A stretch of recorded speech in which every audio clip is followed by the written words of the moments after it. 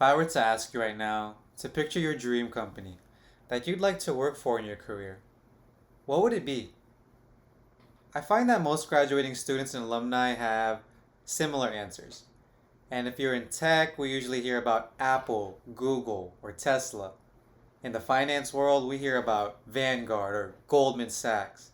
And of course, in biotech, we hear about Pfizer or Genentech. Huge companies who have established themselves as industry leaders. Why is it that we are drawn to these types of places?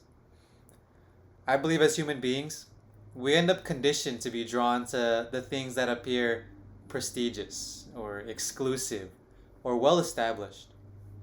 I think for many of us, it started with our parents or our mentors telling us to apply or be competitive for the top tier schools, the likes of Stanford, UC Berkeley, or even Harvard. And I can speak for myself that not many people were pushing me to pursue UC Merced as much as those other places. In fact, the summer before my freshman year, whenever I told someone, hey, I'm attending UC Merced, the question I always got back was, where's that? And trust me, it was way worse 7 years ago than it is today. And during my time here, I often called it a startup school because it was so small and new, yet it had a grand vision for what its future would be. And little did I know, the experience that I would have here would be so unique from other schools and ultimately shape me into who I am today. I wonder how many of you have also gone to UC Merced or also went to another smaller school and shared a similar experience. Can I be so bold as to say that for many of us students, alumni, and faculty here, that preconditioned mindset hasn't changed. As I speak to aspiring and growing doctors, scientists, engineers, business leaders, recruiters, and speakers, again, we're being encouraged to now work at that Ivy League company or Ivy League school. Now, I want to clarify that there's nothing wrong with that. It makes a lot of sense and it has a ton of benefits. I get it. I spent the first 2 years of my career at Workday, which is a large technology company in the Bay Area, and I wouldn't trade that time for anything. It was such a blast. Instead, I want to shed some light that you could be passing up on some amazing opportunities if you are somebody who only looks to large companies. What if I told you that your best bet of jumpstarting your career and multiplying your potential and multiplying your impact in the world might not be at that large company, but instead at a startup or a small company? For those of you who don't know what a startup is typically a small company, usually brand new, but it has big visions and goals to reach a very large market and grow very quickly. It's literally starting up. And every large company that you know now today was once a startup. And they just found a way to add value to people's lives and then grow massively.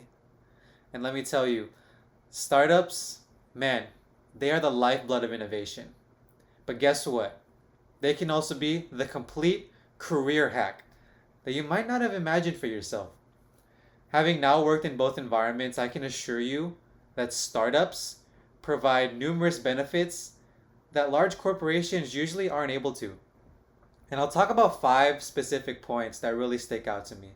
With the first one being that at startups, your career path will be accelerated. In large companies, you typically have things like software engineer 1 or entry level sales. And then you usually have to work really hard for at least like 1 to 3 years to get to the next software engineer 2 or become a sales associate. In startups, these arbitrary separators don't exist. Everybody is a contributor and everybody is vital to the future of the company. I truly believe that 1 good year at a startup will be the equivalent career growth to 3 or 4 years at a large company.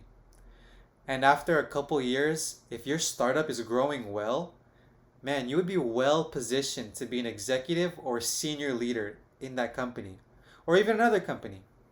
Which leads me to point number two, which you're going to be given much more responsibility and thus a chance to make a huge impact for your company.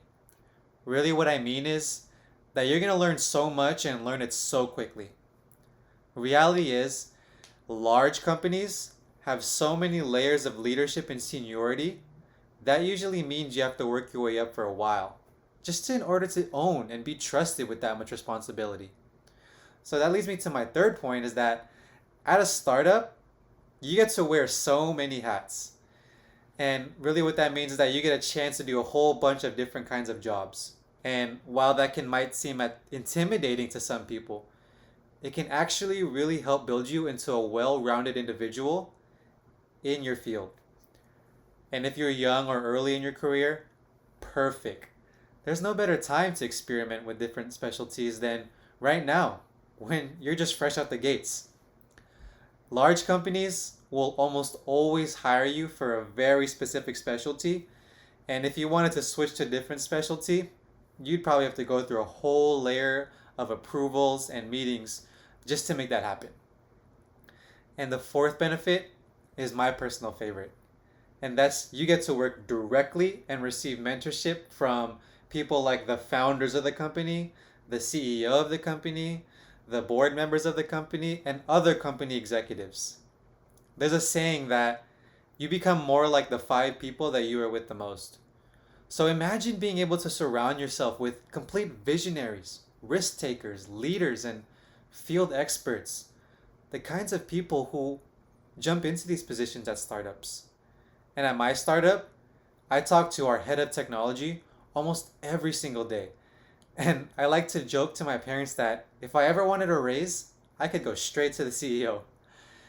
Large companies obviously have so many layers of leadership before you would ever get to such opportunities. And lastly, the fifth benefit is you get to be rich. And I'm talking filthy rich. I'm kidding, but I'm also not really kidding. There is a potential financial payout of working in early startups. Usually, early employees at startups are rewarded what's called equity, also known as shares of stock in the company. And if you get in early and your startup is fortunate enough to become even a quarter as big as Apple or Google, you could potentially gain a near life-changing amount of money. Now, disclaimer, I put this one last because I don't think it should be the primary reason for joining a startup, as it's never guaranteed, while everything I've said before this is pretty much guaranteed and way more valuable. So as I thought about these benefits, I couldn't help but see the resemblance of the UC Merced or the small college experience.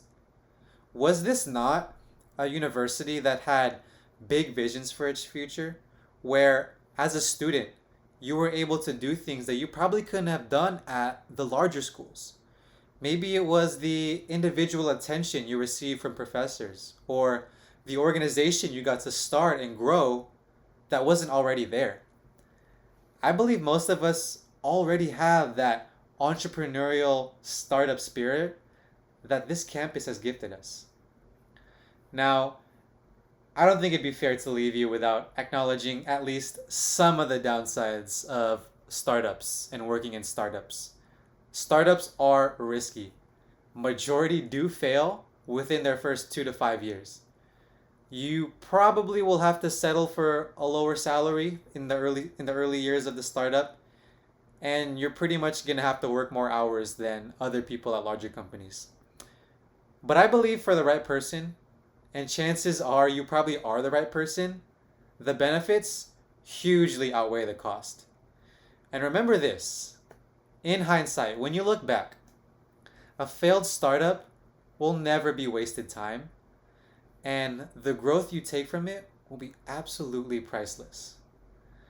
So, if I've convinced you a little bit of the benefits of working in a startup, I'll leave you with 3 tips that will help you begin your startup journey. My CEO and mentor at my current startup taught me a saying that life moves at the speed of relationships. You also might have heard that as your network is your net worth. Unlike large companies, startups typically can't spend a lot of time and money to go out and recruit you so easily. So, who you know and who knows you will be extra important for finding those startup opportunities. Always remember, whenever you meet somebody, anybody, you never know what that could eventually lead to down the road in your life. Second is become so good and determined that they can't ignore you. Startups need people who can execute and work quickly. And I know if you're a new grad, that might be a stretch. So that's why I personally added that determined part in there. If you can demonstrate your willingness to learn and grow in your craft so that you can tackle whatever the business needs, they will see you as an asset, guaranteed. Attitude will always be more important than aptitude. Master your attitude and your work ethic, and the skills will follow.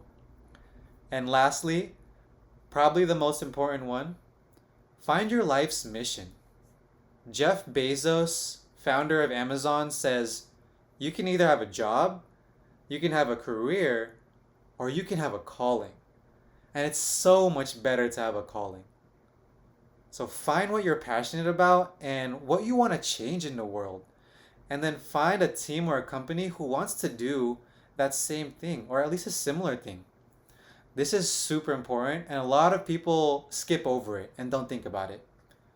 A startup is definitely a journey. It's a marathon, and that marathon could last a couple of years. So make sure you spend that time doing something that you truly care about. Because when you're doing and building something that you love, you'll never work a day in your life. How good does that sound? So I'll end with this. The future is going to come from startups. Large companies, they're going to continue to do their thing and dominate for some time. But guess what? The innovations that we need now, the next American success stories, and the future dominant companies of tomorrow are going to be coming from the startups of today. As we see the world that we live in today, all the problems that we see happening all over the place, forests burning, diseases spreading, injustices and violence, mental health epidemics, you name it. We need more startups to come and grow to solve these problems.